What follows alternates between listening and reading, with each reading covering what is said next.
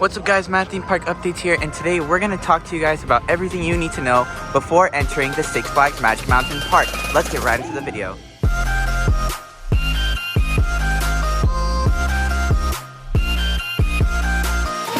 Something I completely forgot to mention in the last part, well, they first took out this tree here that used to be in front of Build-A-Bear and this other store, but in the front of the park as well, in front of Full Throttle, they actually took out those other holiday little set, if you guys remember the little snow and ice around the area.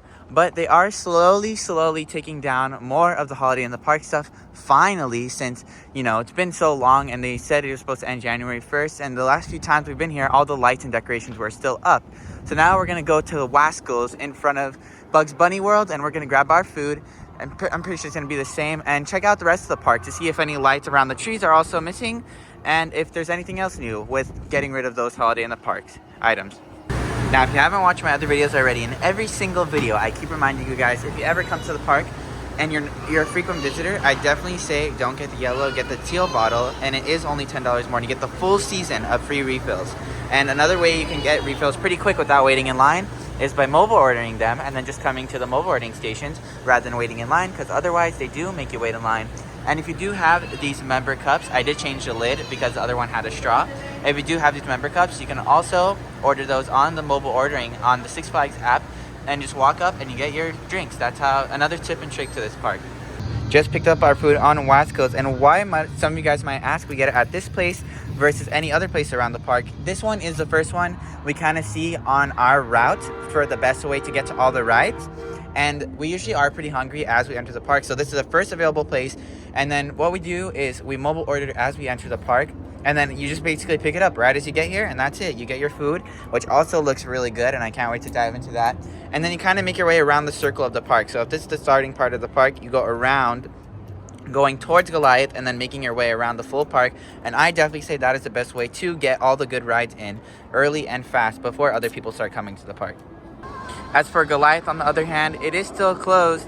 I don't know for how long it will stay closed, but it is still temporarily unavailable. For any of you guys that are wondering and might be entering the park soon, there's no guarantee that Goliath will be open. Now, something I did mention in the beginning of the video is as you make your way around the park, head towards Goliath, then down towards Twisted Colossus, because this is a way, in my opinion, you do get the best out of all the rides in the park. And especially for Twisted and the new Wonder Woman ride and Crazy Danity, all these major attractions are all in this direction. So definitely do not go the other way towards X2, especially right now because X2 is closed. But definitely come in the way of Goliath, away from Full Throttle, so you can guarantee getting on all of these rides instead of waiting later in the day to wait for the other lines to get longer. For our first ride of the day at Six Flags, we are definitely choosing to go on Twisted Colossus since it is the first attraction open as of right now in our direction, other than Full Throttle. But Full Throttle did have a little bit of a line, so it's kind of weird that they still have all of these lights up and they aren't on at night, so they kind of look wonky right now. And honestly, it doesn't even take that much to take them down. They did slowly start taking down the other stuff, like I said earlier, some of the Christmas trees and some of the other decorations around the park. But as of right now, very little wait for Twisted Colossus. We're gonna hop on this ride for our first ride of the day. Just finished up our ride at Twisted Colossus. Now, another tip I'd say is right after you get off Twisted Colossus, or if you don't really care about Twisted Colossus that much, definitely go to Wonder Woman first, because usually the lines start to build up depending on the day, especially on a weekend. It'd probably be a lot worse. But since it is a Friday today, we have things kind of easier for ourselves, so we went to Twisted Colossus first to make our way around the circle of the park, which is definitely the best way to go around Six Flags. Now, something I did need to correct myself on was I said this was open from January 1st to April 3rd, but I did have it backwards. It was January 3rd to April 1st. So they do still have the Army Dead VR experience here. It was first in Las Vegas, and then they moved it over here for other people to enjoy, I guess, at Six Flags, to maybe make a little more money off of something else. But now we're going to head over to the DC Universe to head on to Wonder Woman and see what the line looks like for that ride. Now, if you do have younger kids, as of right now, this re-entitled Teen Titans Turbo Spin is currently unavailable. They do have maintenance working on it right now. They have like at least 4 or 5 guys in there trying to work this ride. So I wouldn't say this would be guaranteed up, but since they are finally working on it, maybe they might have something different for you guys. But as of right now, they only have one ornament here for some reason. There used to be another one, and they didn't want to take this one out after they took out the first one, which is kind of weird. But look at that ride, so beautiful and super fun. If you guys haven't got a chance to check it out yet, definitely go on it. I definitely recommend it. Batman is also open a while ago they did repaint that ride, and they did move the Batmobile to the front of the park. So you do have some photo ops in front of the Batmobile and in front of all these super, super cool rides. You don't really get to see anything like this anywhere else in the world. Just finished up at this amazing, amazing ride. Look at how smooth.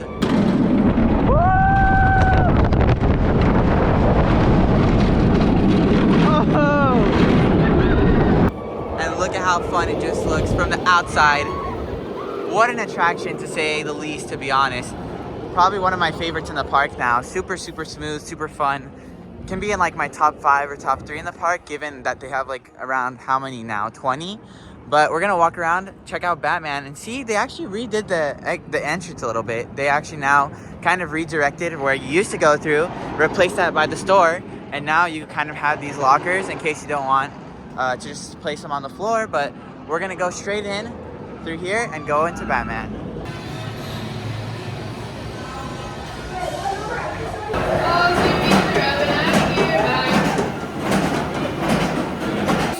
Just finished up our ride at Batman. Super, super fun, and it was refurbished kind of, I guess.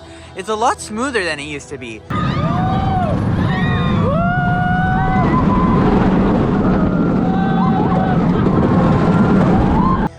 And as well before, like the force is so bad on my feet that I would hurt my feet, almost like cut off blood circulation and like make them feel like going like they're asleep.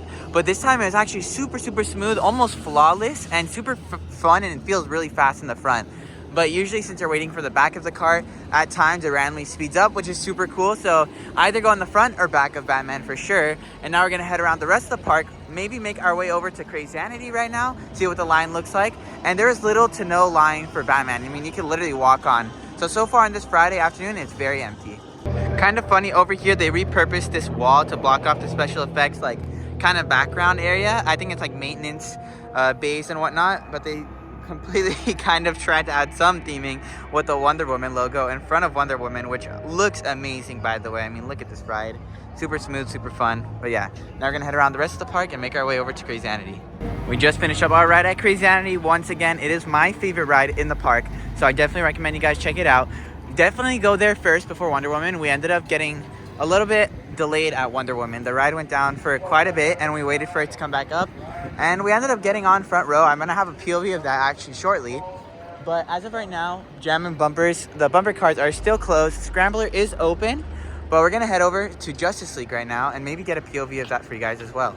Now, if you guys need a quick recap, again, on my tips to the park and how to get on every ride, really, in one day, is follow that trail of when you first enter the park, go around past Full Throttle, down towards Goliath, then hit Twisted, then go up to Wonder Woman, and then Crazanity, or Batman if you wanted to as well, and then make your full circle around the park and keep going in the direction we're going in this video, and that'll end up working for you guys in the end.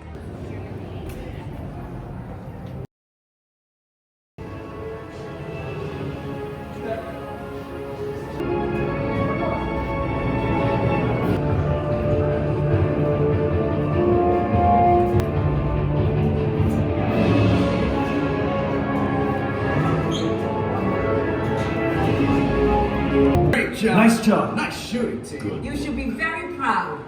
We just finished up our ride at Gold Rusher. Now we're gonna make our way around the park. If you guys did not know, Jetstream is closed. They do close water rides over the winter, meaning Roaring Rapids is also closed. They do have the go-karts open along with Dive Devil, and this shop here is still closed. I don't know what they're doing with it or what it's gonna become, but we're gonna make our way around, see what West Coast races look like around 3 o'clock, 3:30, almost 4-ish around now.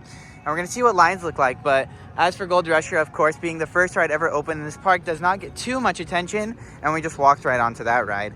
So we're gonna have a POV of that as well in the very, very back row.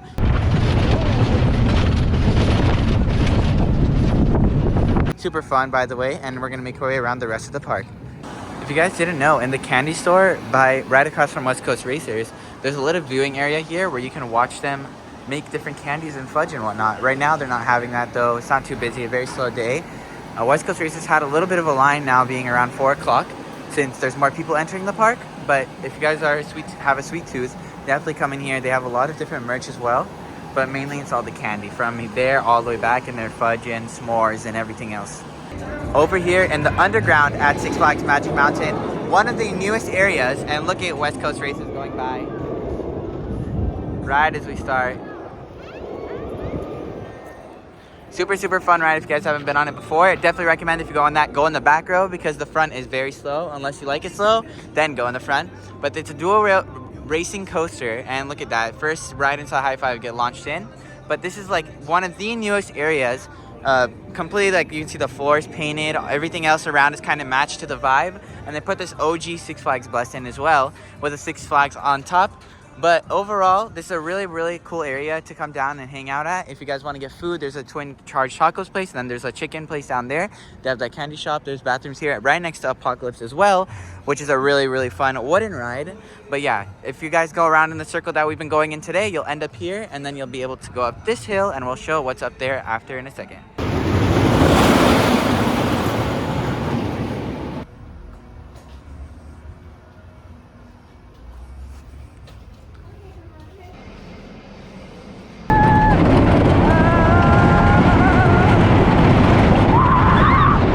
By this time of the day, if you do get hungry for a snack, there is a little snack shack in the bottom of Underground, or at the entrance right as you go down the hill. And after that, you can walk straight up to Tatsu and the rest of the rides. Up here by Tatsu, they still have these lights on, which kind of look wonky, and all the way around all the stores and whatnot. And even though they don't even turn them on, I don't know still why they don't take it off. I mean, they at least started on the other stuff, which is a good start. But look at Tatsu, complete walk on, nobody's there. And we get to just walk right on if you want to go on a Friday evening. If you guys have younger kids that don't like bigger rides, right next to Tatsu there is an arcade.